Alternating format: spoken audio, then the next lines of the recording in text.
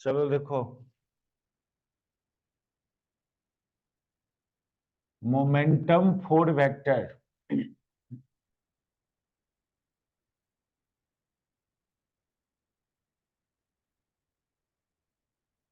ये Newton Newton के mechanics से मोमेंटम वेक्टर की बात करते हैं। मोमेंटम वेक्टर एक्चुअली यहाँ पर रिलेटिविटी में सिंपली मोमेंटम फोर वेक्टर नहीं होता है। यहां होता है energy momentum four vector.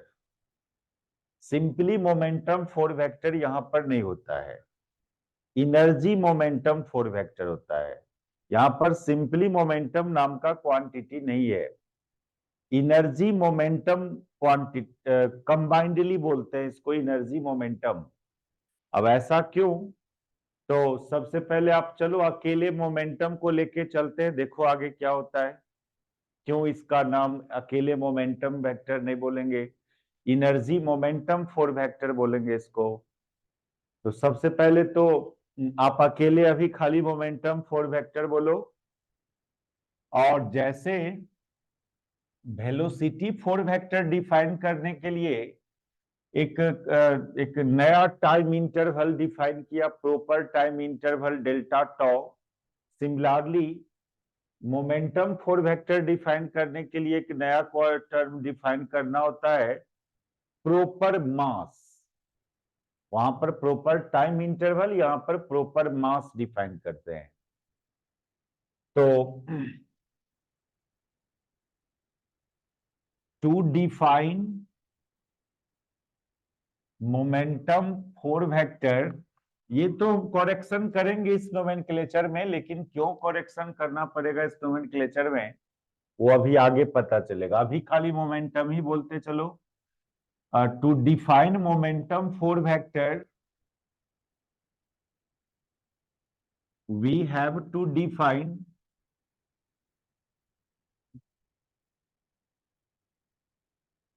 proper mass,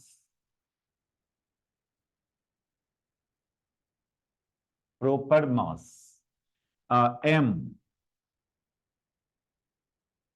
इसका मतलब होता है that is the mass of particle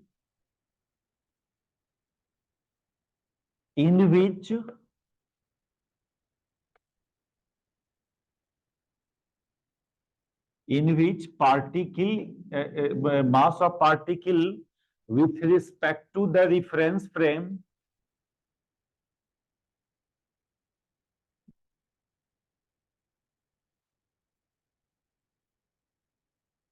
with respect to reference frame in which particle is to be rest।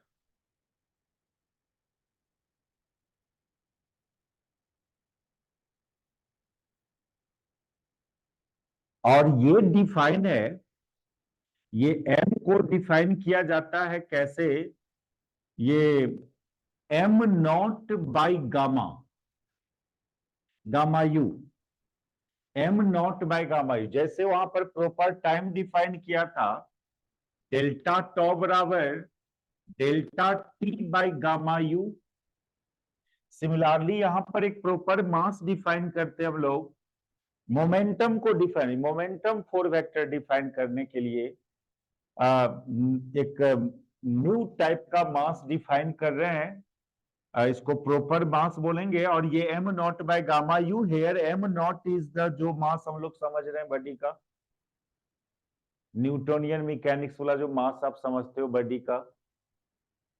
Body rest में है, बॉडी मोशन में है, ऑलवेज मास सेम लेते थे, वो मास है ये एम नॉट, जो किसी रिफरेंस फ्रेम पर डिपेंड नहीं करेगा, एम नॉट।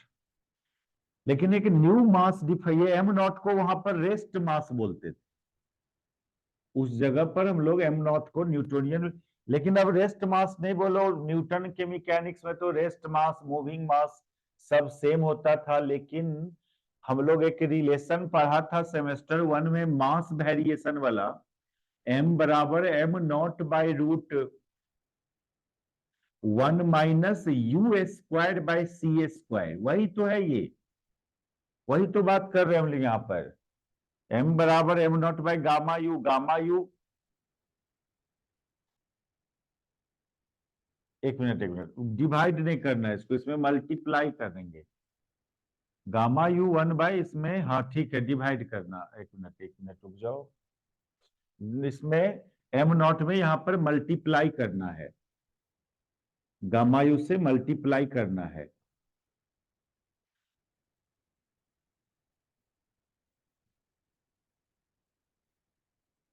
वहां पर टाइम में वो डिवाइड किए थे गामा यू से डेल्टा टॉट डिफाइन करने के लिए, यहां पर इसमें मल्टीप्लाई करना है एम नॉट में। हाँ, तो फिर वही चीज तो आ जाएगा, क्योंकि गामा यू बराबर होता था 1 by root 1 minus you square by C square, तो यही चीज तो इसमें आ जाएगा आपको, इतने ही को 1 बाई वो रूट इतना को गामा यू से रिप्रेजेंट करते हैं। और ये चीज तो हम लोग सेमेस्टर 1 वाला रिलेटिविटी में देखा था, कोई बॉडी और पार्टिकल मोशन में है तो उसका मास इंक्रीज कर जाएगा, और ये फॉर्मूला को डिराइव भी किया था वहां पर। तो आपको मोमेंटम कोई पार्टिकल का लिखना है रिलेटिविटी में, तो उस पार्टिकल का जो वेलोसिटी है उसमें इस मास से मल्टीप्लाई करना होगा, ना कि इस एम नॉट से मल्टीप्लाई करना होगा। दैट इज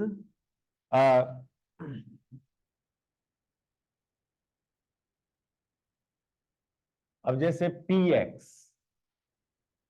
एक्स डायरेक्शन का मोमेंटम, तो सिंपली जो हम लोग न्यूटोनियन मैकेनिक्स में M naught into you x लिख देते थे, ये m naught into you x नहीं लिखना है, इसको एम इंटू यू एक्स लिखेंगे। दैट इज, इसको लिखेंगे gamma you am not you x, gamma you am not you x.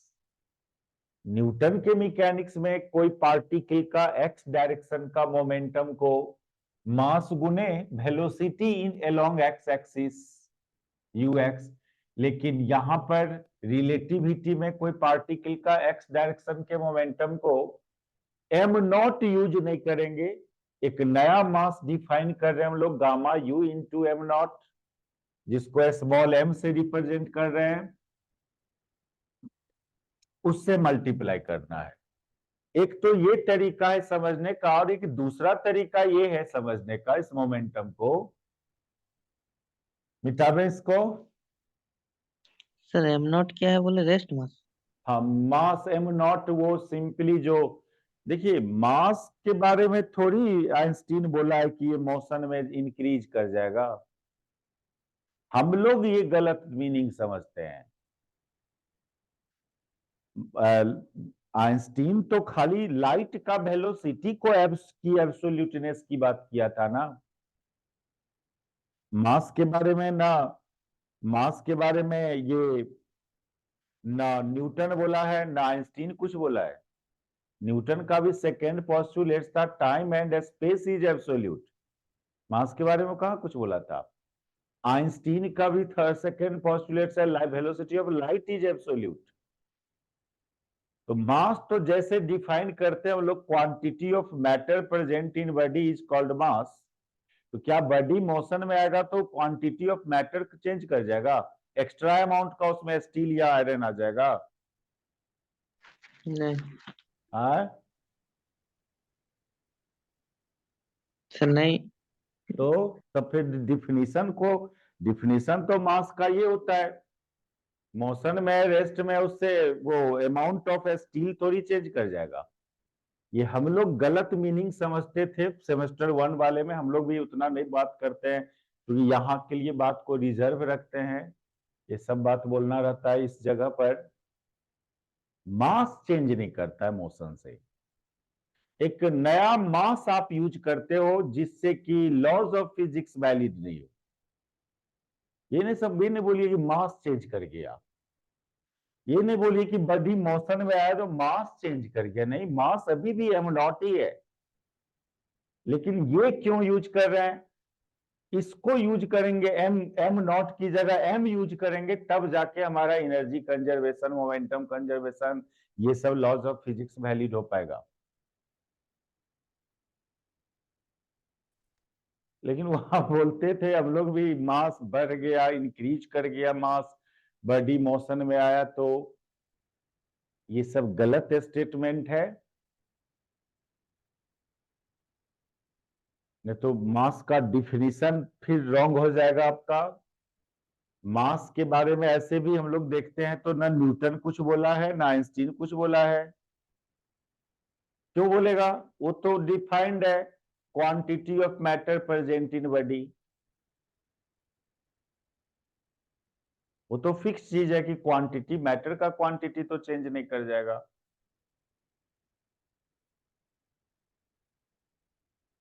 इसलिए आप ये मत समझना कि मास इंक्रीज कर गया मोशन में आने से, मास चेंज कर गया, ये गलत बात होता था। आप ये बोलिए कि एक नया मास डिफाइन कर रहे हैं अपनी तरफ से, to valid conservation of momentum, conservation of energy. एक न्यू मास डिफाइन किया जा रहा है, एम। एम जो है gamma u into s s m naught. M naught is real mass of body, original mass of body. ऐसे भी नहीं बोलना कि mass at rest, mass in motion.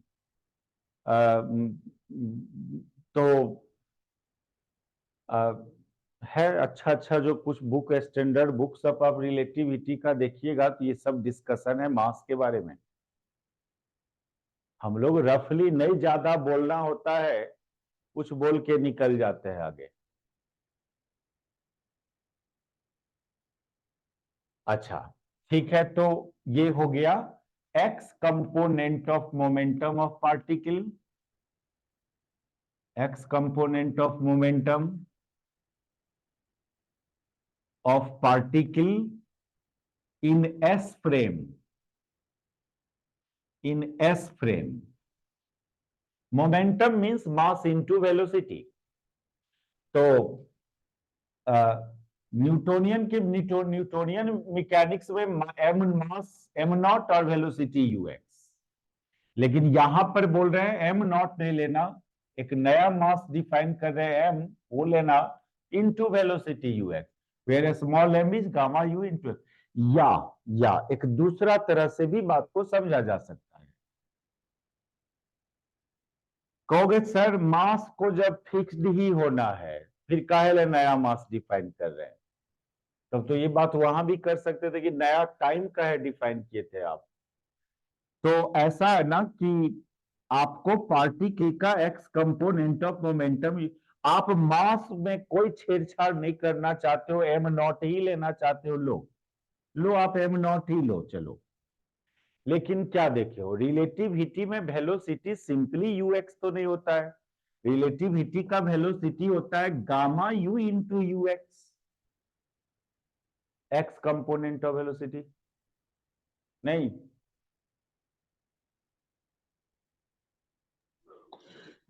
Yes sir. पिछला क्लास तो ये ना देखे वेलोसिटी एक्स डायरेक्शन का। Yes sir. हाँ, ऐसे समझिए, मास में कहाँ चेंज किया। लेकिन लोग यदि वेलोसिटी को यू एक्स से समझना चाहता है, gamma u into you x नहीं समझना चाहता है, वेलोसिटी यू एक्स ही समझना चाह रहा है, एक्स कंपोनेंट ऑफ वेलोसिटी को, तो आप इस गामा यू को यू एक्स के साथ नहीं रख के एम नॉट के साथ रख लीजिए। तो अब आप velocity x component of velocity वही यू एक्स समझिए। तो ये इस और इसको एम से डिनोट कर दे रहे हैं हम। कुछ में तो चेंजिंग, वेलोसिटी में चेंजिंग हम लोग पीछे किया था, मास में चेंजिंग नहीं करना है, मास वही रहेगा। ये तो हम लोग का अपना डिस्क्राइब करने का स्टाइल है कि हम वेलोसिटी को यू एक्स रहने दिए और मासे को एक नया मास समझ लिए। सिमिलरली पी वाई डिफाइन करेंगे जो m naught into y direction का वेलोसिटी क्या पिछला क्लास किया था, gamma u into u y. P z define करेंगे, एम नॉट दिख रहा है नीचे, नहीं दिख रहा है, दिख रहा है, M naught into gamma u into you Z. और ये चौथा कंपोनेंट जो था, उतारो उतारो सबको, मोमेंटम फोर वेक्टर डिफाइन करना है तो मोमेंटम में भी चार कंपोनेंट होना चाहिए, p x p y p z और एक चौथा कंपोनेंट।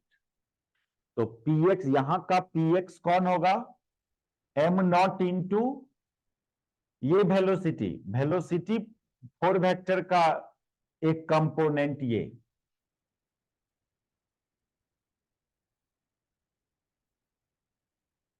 और चौथा कंपोनेंट ऑफ मोमेंटम जो हो जाएगा, इसको चौथा कंपोनेंट ऑफ मोमेंटम को सिंपली P4 लिखेंगे। और ये m नॉट इंटू चौथा कंपोनेंट ऑफ वेलोसिटी क्या था पिछला क्लास में, IC था। कितना था चौथा component of velocity, IC into gamma you था ना।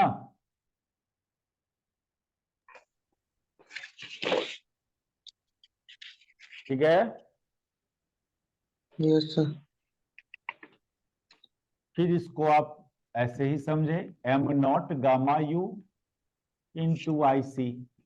ये चार कंपोनेंट हुआ मोमेंटम फोर वेक्टर का with respect to s frame.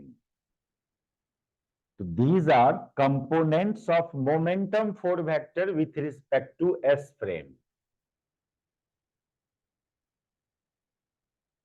So here Px, Py, तो वो गामा Pz, यू है ना? गामा U, ये ना, हाँ सर। हाँ यही था ना चौथा कंपोनेंट वेलोसिटी वाला, वेलोसिटी हाँ सर, फोर नहीं वेक्टर सर, का फोर चौथा मीटर। कंपोनेंट यही था। ठीक है, तो here Px, Py, Pz, P4 are the components of momentum four vector.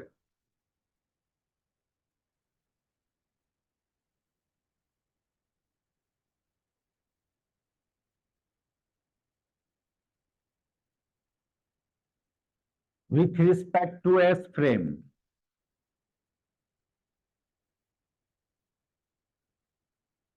Similarly, यही सब component with respect to s dash frame.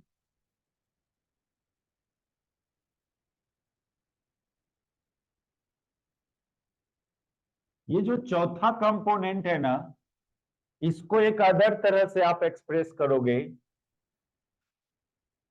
Here P4 जो है,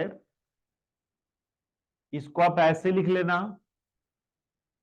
m not into gamma you को तो स्मॉल m लिखने बोल रहे हैं, इंटू सी, एम सी, और इसको आई भी, और इसमें सी से मल्टीप्लाई डिवाइड कर देना, तो ये M C square by C, और ये M C square has unit of energy, E से डिनोट करना इसको, आई ई बाई सी, ये चौथा कंपोनेंट को। Here E is the total energy, is the total energy of particle.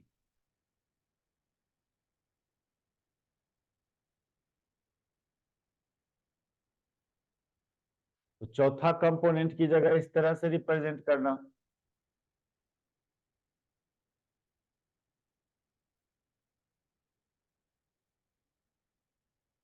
Similarly, components of momentum four vector with respect to S dash frame.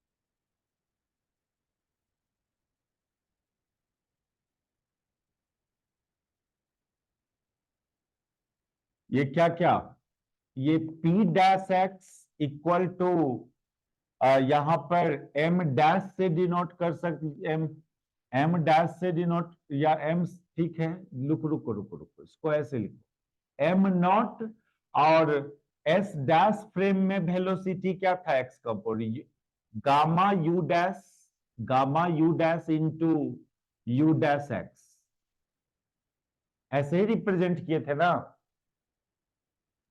Yes sir. हाँ, representation में dash हम you में लगाया था, ये हो गया पी डैश एक्स, फिर पी डैश वाई जो हो जाएगा वो एम नॉट। देखो क्या हो रहा है, मास में चेंजिंग नहीं कर रहे हैं, वेलोसिटी का कंपोनेंट ही चेंज हो जा रहा है, लेकिन लोग इसको जब इसके साथ रखता है, इसको अलग, तो बोलता है कि नहीं, एक नया मास हम ले रहे हैं।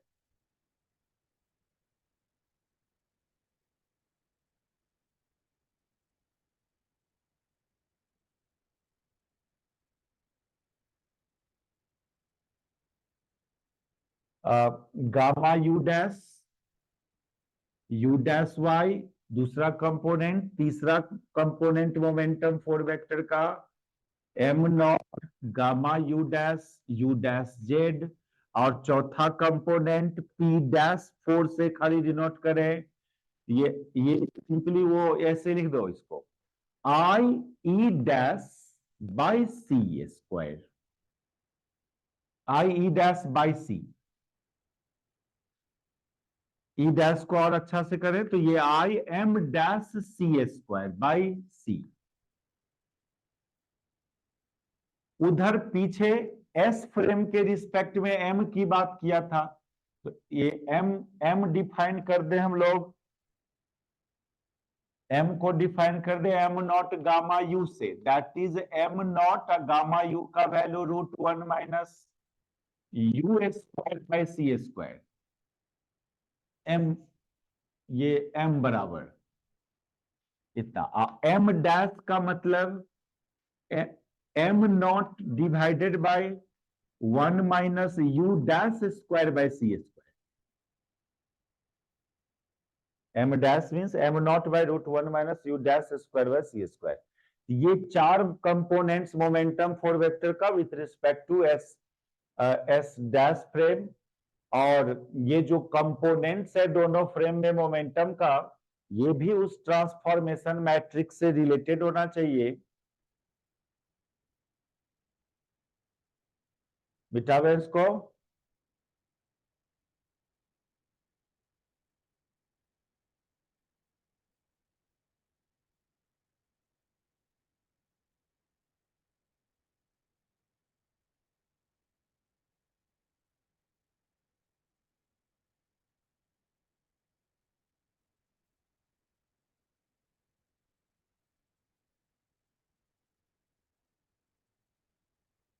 and these transformation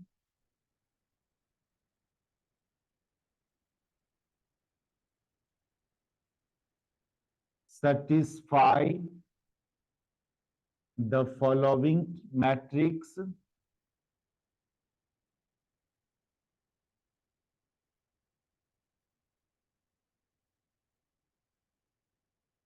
px, p dash x, p dash y, p dash z, p dash 4,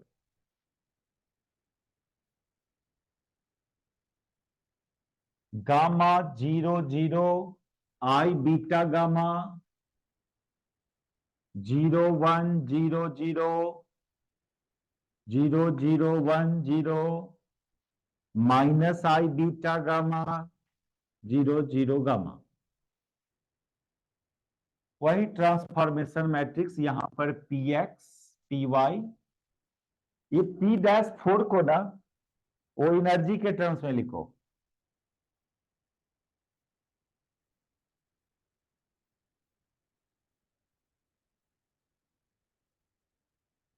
इसको एनर्जी के टर्म्स में लिखिए, आई ई डैश बाई सी,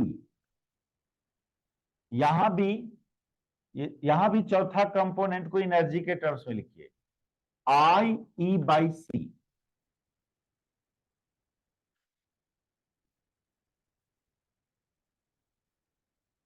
करेंगे, इसको सॉल्व करेंगे बाद में। उससे पहले हम लोग, यदि आप मोमेंटम फोर वेक्टर को इस तरह से डिफाइन किया, तो अब हम लोग कंजर्वेशन ऑफ मोमेंटम को देखते हैं। Conservation of linear momentum.